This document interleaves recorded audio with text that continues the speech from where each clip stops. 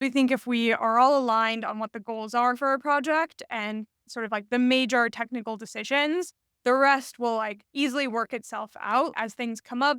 If you're aligned on kind of like the overall direction, there might be some questions or like some decisions you have to make, but overall, you're able to kind of just like focus on execution once a project gets going.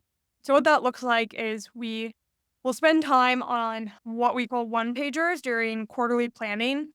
A one pager is basically to say, okay, t-shirt size this project. What is the overall kind of like motivation for this? Why are we thinking about building this? What are maybe some potential solutions? Just so we have enough to say, okay, is the scope of this project for the impact that it could have worthwhile to try and bring it into this quarter?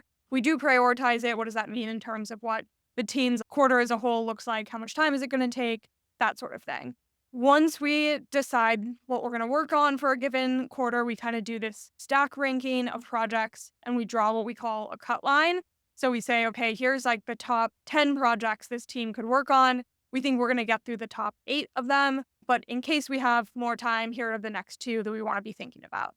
Then what we do is we do what we call tiling. We basically have Google Sheets for each of the teams with everyone on that team listed out. And we kind of like week by week roughly estimate what people are going to be working on.